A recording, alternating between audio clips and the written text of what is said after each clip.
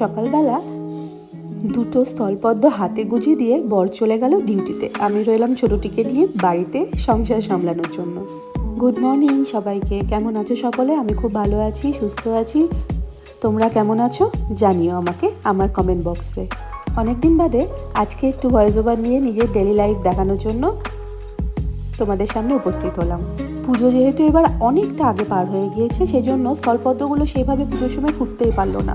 ওয়েদারের ওপর ডিপেন্ড করে ফোটে তো, তাই জন্য যত শীত বাড়ছে তত তাদের রমরমা যেন বেড়েই চলেছে। দেখো, ওই যে বললাম বর দুটো হাতে গুজে দিয়ে গেল, আর বাকি তিনটে ফুটে রয়েছে গাছে। পারবো তাদেরকে পুজোর জন্য। এই তো আমার বাড়ি, এই তো আমার সংসার। ছোটটি এখন হাতে দেখছি জলের বোতল নিয়ে পিছন পিছন বেরিয়ে চলে এসছে। আর দেখো পায়ে মোজা, নোংরা হচ্ছে বলছি তার কানে যায় না। দাদা চলে গিয়েছে স্কুল। শীতের সকাল শুরু হয়ে গেছে, গায়ে এক্সট্রা জামা কাপড় ওঠানো, মানে ওই সোয়েটার, মোজা আর কি, এরপর লাগবে টুপি।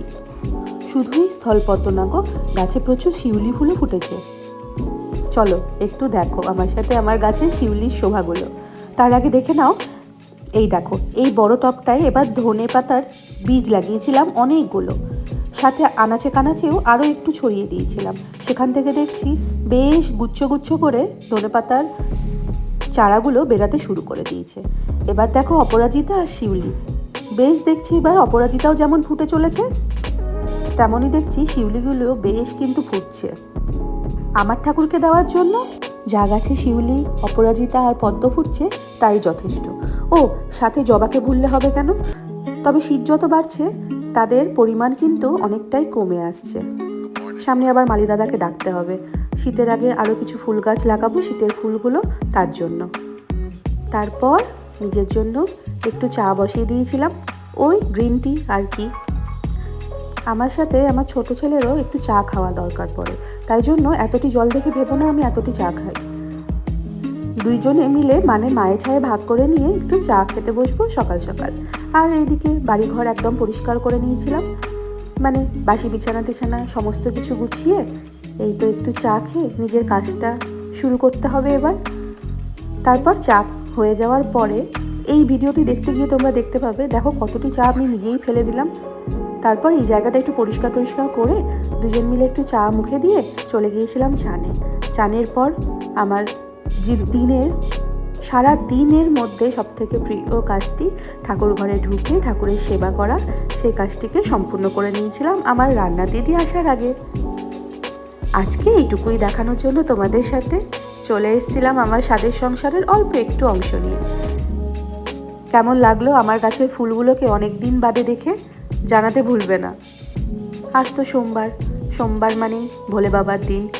ভোলে বাবাকে সুন্দরভাবে একটু চান করিয়ে, তার বাহন মানে নন্দী মহারাজকে একটু চান করিয়ে, আর নাগ তাকেও একটু জল নিবেদন করে নিজের পুজো শুরু করে নিয়েছিলাম।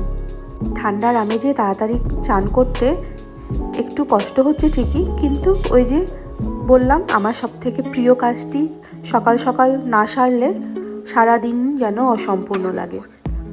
যত দেরি হয় তত যেন নিজের মধ্যে আলসামি আরও জাগতে থাকে। তারপর বাকি ঠাকুরগুলোকে চান করিয়ে ফুল নিবেদন করে যেটুকুটা নৈবেদ্য পারি সেটুকুটা, মানে ওই জল বাতাসা দিয়ে ঠাকুরের সেবা সেরে নিয়ে আজকের দিনে শুরু করেছিলাম। অনেক দিন বাদে তোমাদের সাথে সুপর্ণা তার স্বাদের সংসারের একটু মুহূর্ত শেয়ার করলো। কেমন লাগলো জানাতে কিন্তু একদম ভুলবে না আমার কমেন্ট বক্সে। এই দেখো ফুলের শোভা পাচ্ছে আমার ঠাকুর ঘরে ঠাকুরের সিংহাসনে।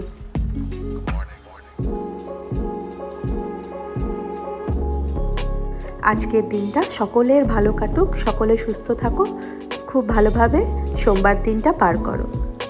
খুব তাড়াতাড়ি আসছি আরও একটি সুন্দর মিনি ব্লগ নিয়ে তোমাদের সামনে। যাওয়ার আগে একটু আমার মায়ের মুখ দর্শন করে নাও। চলো টাটা, ভালো থেকো।